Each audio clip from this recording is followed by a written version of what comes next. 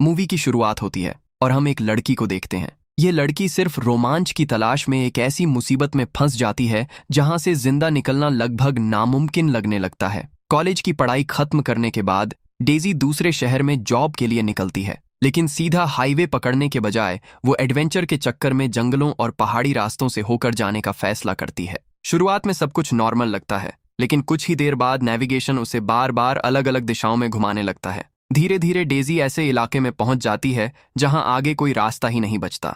घबराकर वो वापस लौटने की कोशिश करती है, लेकिन नेविगेशन लगातार यू टर्न लेने को कहता रहता है। अब हालत ऐसी हो जाती है कि वो ना आगे जा सकती है और ना पीछे लौट सकती है। बार बार गलत डायरेक्शन से परेशान होकर डेजी आखिरकार नेविगेशन पर भरोसा करना छोड़ देती है और पुराने तरीके से मैप देखकर रास्ता खोजने लगती है। तभी अचानक एक बड़ा ट्रक उसके सामने आकर रुकता है। डेजी पहले ही अलर्ट हो चुकी थी, क्योंकि वो अकेली थी और जगह भी बिल्कुल सुनसान थी। ट्रक में बैठे आदमी ने उसकी परेशानी सुनी और बड़े प्यार से मैप पर रास्ता समझाने लगा। पहली नजर में वो हेल्पफुल इंसान लग रहा था, लेकिन तभी डेजी नोटिस करती है कि वो चुपके से गाड़ी का दरवाजा बंद कर देता है। उसकी ये हरकत देखकर डेजी के मन में डाउट पैदा हो जाता है। कुछ ही देर बाद वो आदमी डेजी को जबरदस्ती अपने घर चलने के लिए इनवाइट करने लगता है। उसकी जरूरत से ज्यादा दोस्ती और अजीब बिहेवियर देखकर डेजी अंदर से डर जाती है। जैसे ही वो साफ मना करती है, उस आदमी का असली चेहरा सामने आ जाता है। अचानक सिचुएशन बेकाबू हो जाती है और दो आदमी डेजी का पीछा करना शुरू कर देते हैं। डेजी अपनी जान बचाने के लिए पूरी ताकत लगाकर वहां से भागती है। उसे समझ ही नहीं आता कि कुछ मिनट पहले तक सब कुछ एकदम नॉर्मल था और अब अचानक उसकी जान पर बन आई है। भागते भागते उसकी टांग बुरी तरह घायल हो जाती है। दर्द इतना ज्यादा होता है कि उसका चलना मुश्किल हो जाता है, लेकिन पीछे से आते कदमों की आवाज उसे रुकने नहीं देती। जब वो दोनों आदमी उसके बेहद करीब पहुंच जाते हैं, तब डेजी अचानक एक भारी पत्थर उठाकर उनकी तरफ फेंक देती है। पत्थर लगते ही उनका ध्यान कुछ सेकंड के लिए भटक जाता है और उसी मौके का फायदा उठाकर डेजी घने जंगल की ओर भाग निकलती है। धीरे धीरे शाम होने लगती है। कई घंटों तक भागते रहने के बाद डेजी एक छोटी सी नदी के किनारे पहुंचती है। वो प्यास से इतनी बेहाल होती है कि पानी साफ है या गंदा इसकी परवाह किए बिना सीधे उसे पीना शुरू कर देती है। सामने फैला घना जंगल उसे पूरी तरह अकेला महसूस करवाता है। उसके चेहरे पर डर साफ दिखाई दे रहा था, लेकिन फिर भी वो खुद को हिम्मत देती रहती है कि उसे किसी भी तरह यहाँ से जिंदा निकलना होगा। रात होने पर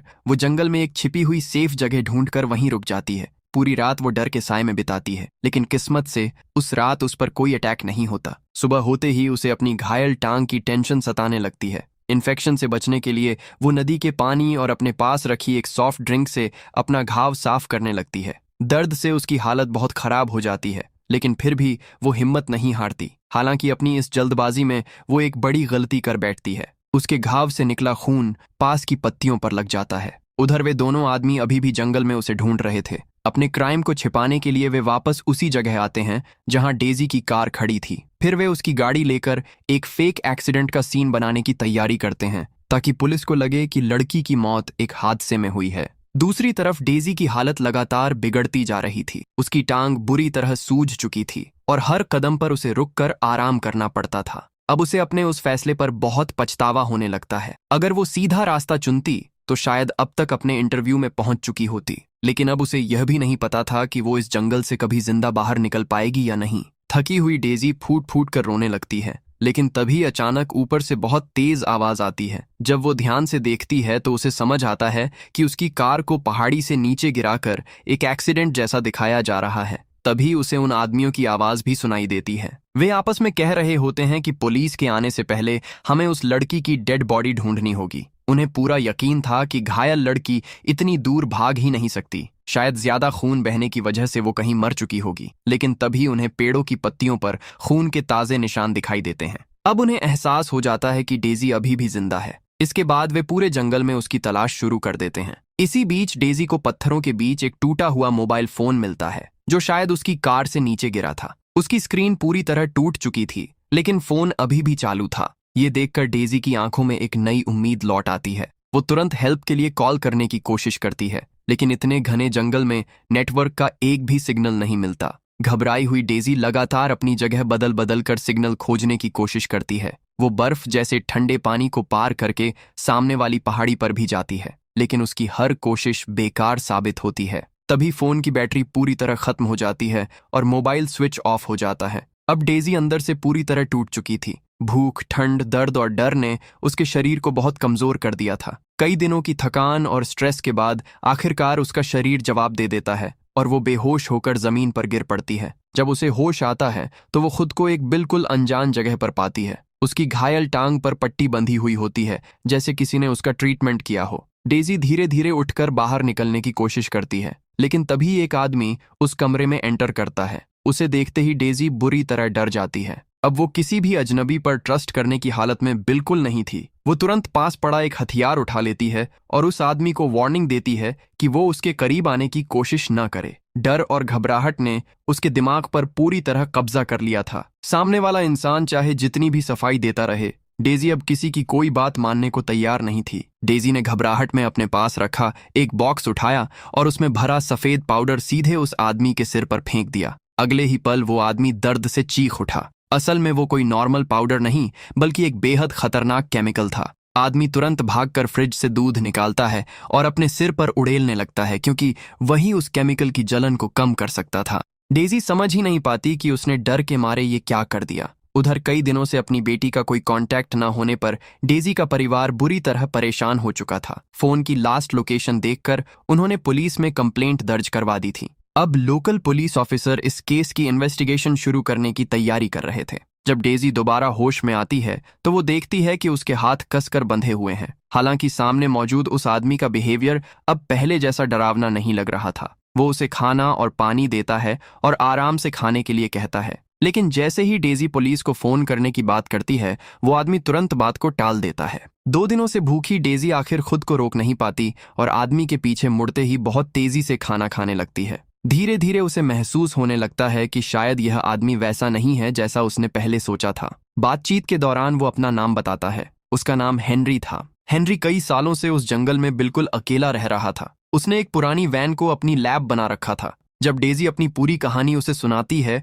तो हेनरी तुरंत समझ जाता है कि उसका पीछा करने वाले वे दोनों आदमी असल में कौन थे। तभी बाहर से अचानक कोई आवाज आती है। हेनरी का चेहरा एकदम सीरियस हो जाता है। उसके एक्सप्रेशंस देखकर डेजी समझ जाती है कि बाहर जरूर वही लोग होंगे जिनसे वो अपनी जान बचाकर भागी थी। और सच में बाहर वही दोनों आदमी खड़े थे। असल में उस जंगल में रहने वाले सिर्फ यही 3 लोग थे और ये कई सालों से एक साथ काम कर रहे थे। हेनरी तैयार करता था और बाकी दोनों आदमी वो माल सप्लाई करने का काम करते थे। लेकिन इस बार वे बिजनेस के लिए नहीं आए थे। वे खास तौर पर उस घायल लड़की को ढूंढने निकले थे। हेनरी उन्हें अंदर आने से रोकने की पूरी कोशिश करता है। वो बहाने बनाता है, बात घुमाता है, लेकिन आखिरकार वे दोनों जबरदस्ती अंदर घुस जाते हैं। लेकिन हैरानी की बात यह थी कि अंदर कोई नहीं था। उनके ध्यान भटकते ही हेनरी जल्दी से डेजी का खाना और पानी छिपा देता है और कमरे में मौजूद हर सबूत मिटाने की कोशिश करता है। सब कुछ इतना नॉर्मल लग रहा था कि उन दोनों आदमियों को कोई शक नहीं हुआ। असल में उनके आने से पहले डेजी ने अपनी समझदारी से खुद को वहां से बचा लिया था। उसने कमरे में मौजूद केमिकल्स को पानी के साथ मिलाकर एक ऐसा रिएक्शन पैदा किया जिससे उसकी रस्सियां जलकर टूट गईं। फिर वो पीछे की विंडो से बाहर निकल गई। लेकिन सबसे हैरानी वाली बात यह थी कि डेजी वहां से भागी नहीं। वो जानती थी कि उसे इस अनजान जंगल के बारे में कुछ भी पता नहीं है और अगर वो अकेले निकलती तो फिर किसी और बड़ी मुसीबत में फंस सकती थी। इसलिए वो पास ही छुपी रही। जब हेनरी को यह पता चलता है तो वो बहुत हैरान रह जाता है। उसे बिल्कुल उम्मीद नहीं थी कि शहर में पली बड़ी एक लड़की को केमिस्ट्री की इतनी अच्छी समझ होगी। डेजी भी अपनी गलती मानती है कि शुरुआत में उसे समझ नहीं आया था कि वो सफेद पाउडर कितना खतरनाक है, इसलिए उसने डर में आकर वो हरकत कर दी थी। वो हेनरी से माफी मांगती है। धीरे धीरे दोनों के बीच बातचीत बढ़ने लगती है। डेजी उससे पूछती है कि अगर हेनरी उसकी मदद करना चाहता है तो वो उसे यहाँ से जाने क्यों नहीं देता। तब हेनरी उसे सच बताता है। उसके पास कोई गाड़ी नहीं थी और सबसे नजदीकी सड़क या छोटा शहर भी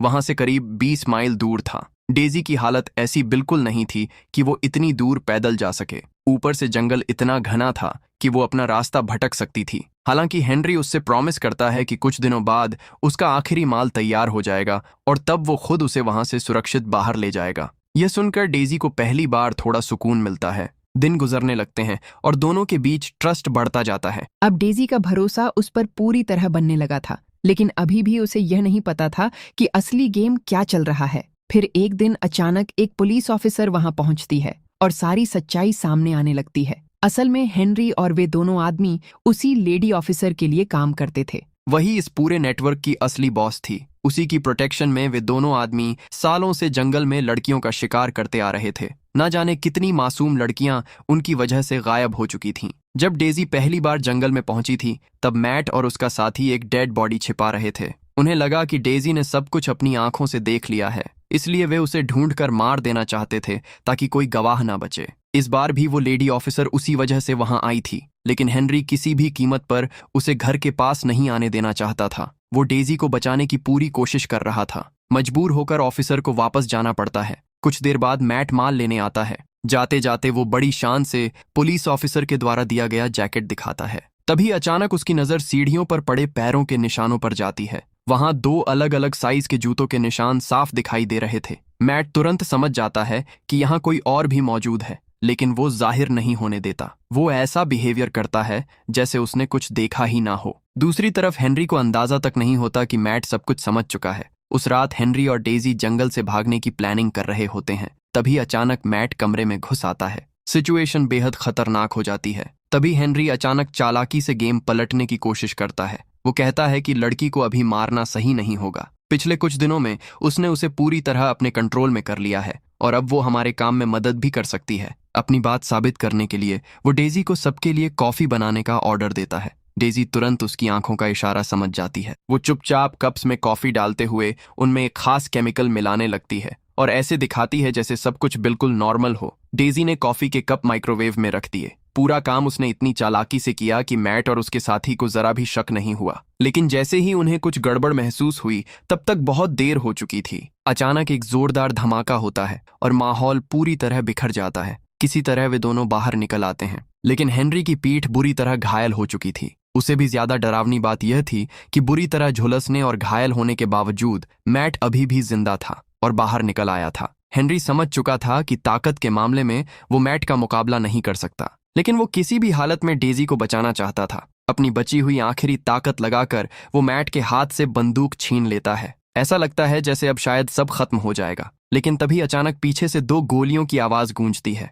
ये आवाज उसी लेडी पुलिस ऑफिसर की गन से आई थी। गोलियों की आवाज सुनते ही डेजी समझ जाती है कि कुछ बहुत बुरा हो चुका है। उसका दिल टूट जाता है, लेकिन अब वहां रुकने का मतलब सीधे मौत था। वो अपने दर्द और डर को अपनी ताकत बनाकर वहां से भागना शुरू कर देती है। उधर लेडी ऑफिसर को अब पूरे हालात का अंदाजा हो चुका था, लेकिन उसके चेहरे पर डर या घबराहट का कोई निशान नहीं था। उसकी सबसे बड़ी टेंशन सिर्फ आखिरी ड्रग्स का माल था जो सुरक्षित उसकी गाड़ी में रखा हुआ था। अब उसके रास्ते में बस एक ही रुकावट बची थी, डेजी। इसलिए उसने फैसला कर लिया कि डेजी को हर हाल में खत्म करना होगा। कई घंटों तक भागते रहने और जान की बाजी लगाने के बाद आखिरकार डेजी किसी तरह मेन रोड तक पहुंच जाती है, लेकिन उसकी किस्मत इतनी खराब थी कि वहां उसे वही लेडी ऑफिसर मिलती है। हालांकि डेजी ने उसे पहले कभी देखा नहीं था, लेकिन उसे उसकी आवाज अच्छे से याद थी। जब वो पहले हेनरी के घर में छुपी हुई थी तब उसने उसी ऑफिसर को हेनरी से बात करते सुना था। इसलिए जैसे ही ऑफिसर ने पहली बार उससे बात की, डेजी तुरंत समझ गई कि अब वो बहुत बड़े खतरे में है। वो लेडी ऑफिसर बंदूक के दम पर उसे अपने साथ ले जाती है। दोनों एक नदी के किनारे पहुंचते हैं। अब वो ऑफिसर अपनी आखिरी प्लानिंग पूरी करने वाली थी। डेजी कितनी भी रिक्वेस्ट करे, वो औरत बिल्कुल पत्थर दिल बनी रहती है। डेजी समझ चुकी थी कि ऑफिसर उसे मारकर उसकी मौत को पानी में डूबने का एक्सीडेंट दिखाना चाहती है। जब डेजी पानी में उतरती है, शायद वहीं से भाग निकलने की उसकी आखिरी उम्मीद थी, लेकिन ऑफिसर पहले से तैयार थी। वो तुरंत डेजी को पकड़कर बेरहमी से पानी में धक्का दे देती है। कमजोर और घायल डेजी उसकी ताकत के सामने टिक नहीं पाती। वो बार बार खुद को छुड़ाने की कोशिश करती है, लेकिन हर कोशिश बेकार साबित होती है। धीरे धीरे उसकी सांसें टूटने लगती हैं। लेकिन तभी मौत और जिंदगी के बीच के उस आखिरी पल में डेजी को याद आता है कि उसने लैब से एक छोटा सा हथियार अपने बचाव के लिए छिपा कर रखा था। वो तुरंत उसे निकालती है और पूरी ताकत से उस ऑफिसर पर अटैक कर देती है। यहीं आकर इस खौफनाक कहानी का अंत होने लगता है। वो करप्ट पुलिस ऑफिसर जिसने अपनी पावर का इस्तेमाल करके सालों तक क्रिमिनल्स का साथ दिया, मासूम लोगों की जान ली और उस जंगल को नर्क बना दिया था, आखिरकार अपने अंजाम तक पहुंच जाती है। डेजी आखिरकार उस डरावने जंगल से जिंदा बाहर निकल आती है, लेकिन उसके चेहरे पर कोई खुशी नहीं होती। उसकी आंखों में सिर्फ खालीपन और सदमा दिखाई देता है। जो कुछ उसने देखा और सहा था, उसने उसकी सोच हमेशा के लिए बदल दी थी। दोस्तों, अगर आपको डेजी की यह सर्वाइवल स्टोरी और मूवी की एक्सप्लेनेशन पसंद आई हो तो इस वीडियो को लाइक जरूर करें, अपने दोस्तों के साथ इसे शेयर करें और चैनल को सब्सक्राइब करके बेल आइकॉन भी दबा दें ताकि आने वाली कोई भी नई कहानी आपसे मिस ना हो।